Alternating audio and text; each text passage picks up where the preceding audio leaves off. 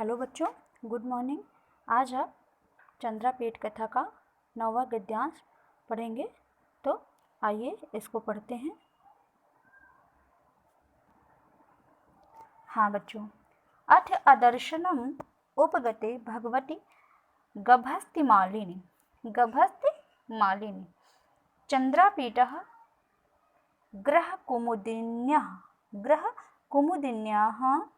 कुमुदिन्याः तीरे चन्दनरसैः क्षालितं कादम्बरी परिजनोपदिष्टं शिलापट्टम् अधिशिष्ये। कादम्बरी तु मदलेखया सह तत्र आगत्य कञ्चित् कालं स्थित्वा कृतप्रस्तावः कथं राजा तारापीडः, कथं देवी विलासवती, कथम् आर्यः सुखनासः, कीदृशी च उज्जयिनी, कीयते ध्वनि सा, कीदृशं भारतं वर्षम् इत्यशेषं पपृच्छ।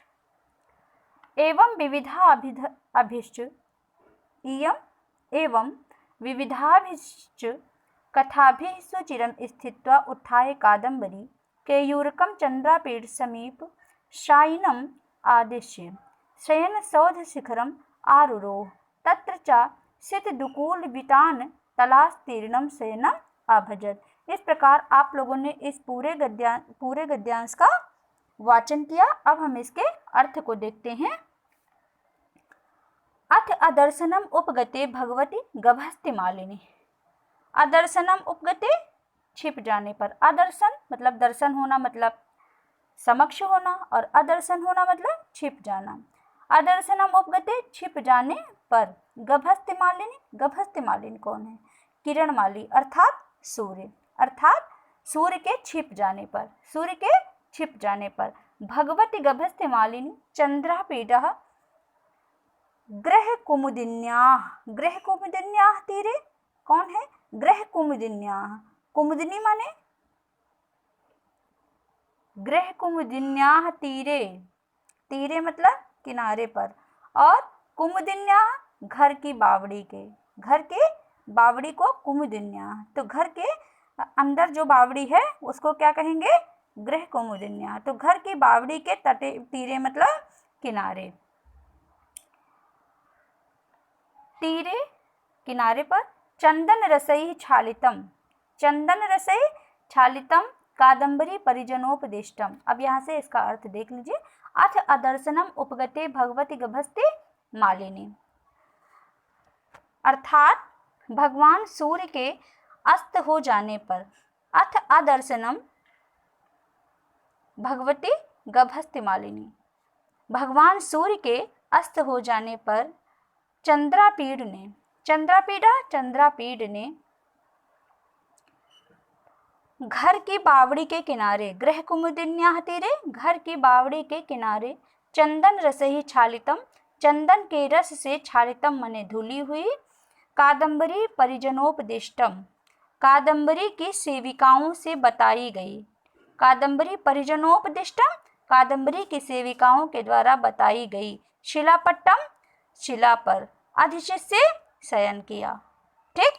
भगवान सूर्य के अस्त हो जाने पर, यानी जब शाम का समय हो गया, जब सूर्य अस्त हो गया, तब चंद्रापीठ ने घर की बावड़ी के किनारे चंदन के रस से धुली हुई तथा कादम्बरी की सेविकाओं के द्वारा बताई गई शिला पर शयन किया। मतलब उसने अपने आप से शयन कक्ष नहीं ढूंढा कि इसको कहाँ पर सोना है। उन्होंने जैसा कि कादम्बरी की सेविकाओं ने बताया था वैसा उन्होंने किया, और चंद्रापीठ ने इस प्रकार उसके घर की बावड़ी के किनारे चंदन के रस से धुली तथा कादम्बरी के सेविकाओं के द्वारा बताई गई जो है शिला पर शयन किया, अर्थात वह सो गया। कादम्बरी तु मदलेखया सह तत्र आगत्य, और कादम्बरी ने मदलेखा के साथ वहां आकर, तत्र माने वहां, आगत्य माने आकर, लेप प्रत्यय है, आकर कंचित कालम कुछ देर, स्थित्वा माने ठहर कर, कुछ देर वहां ठहर कर, कृत प्रस्तावा इस प्रकार बातें की। कुछ देर वहां पर ठहर कर इस प्रकार बातें की।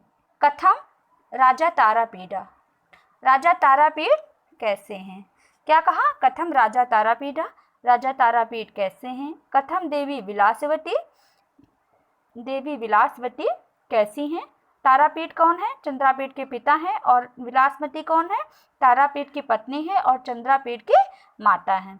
कथम आर्य शुकनासः, शुकनास कौन है? उनके मंत्री हैं। ठीक, तो आर्य शुकनास कैसे हैं? कीदृशी चा उज्जयिनी, और उज्जयिनी कैसी है? कियत्यध्वनि सा, वह कितनी दूर है? कियत्यध्वनि सा, और वह सा पद से किसका बोध हो रहा है? उज्जयिनी का बोध हो रहा है। सा पद से किसका बोध हो रहा है?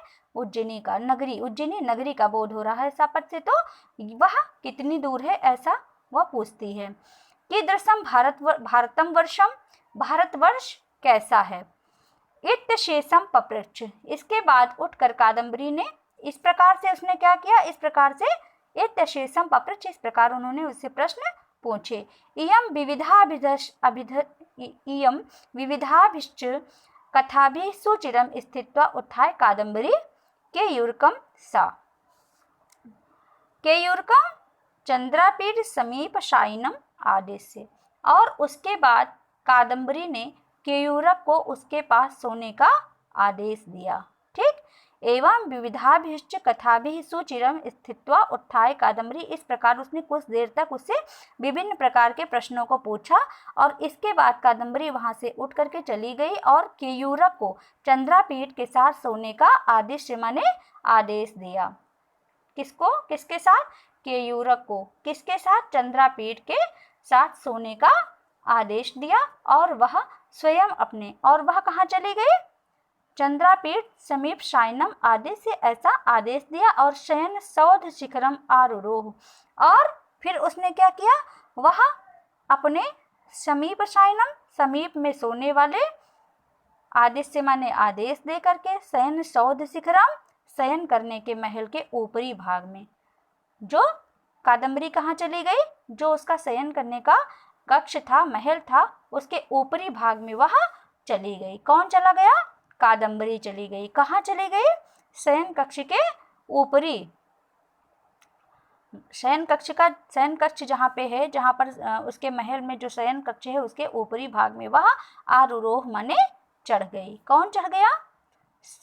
शयन सौध शिखरम आरोह। कहाँ पर चली गई? उसने पहले किसको आदेश दिया है? केयूरक को ऐसा आदेश दिया है कि वह चंद्रापीठ के साथ ही शयन करे, और इसके बाद वह कहाँ चली गई है? शयन करने के लिए महल के ऊपरी हिस्से में चली गई। तत्र च सित दुकूल वितान तलास्तीर्णम शयनम अभजत, वहाँ उसने श्वेत मंडप के नीचे बिछी हुई, वहाँ उसने सित माने श्वेत, सित माने श्वेत, और दुकूल वितान तलास्तीर्णम, श्वेत मंडप के नीचे बिछी हुई, शयनम अभजत, शैया को अभजत माने ग्रहण किया, और वहाँ उसने श्वेत मंडप के नीचे बिछी हुई शैया पर शयन किया। ठीक है, इस प्रकार से आपका ये गद्यांश पूरा हुआ और इससे संबंधित प्रश्न उत्तर आप अपनी कॉपी में करेंगे।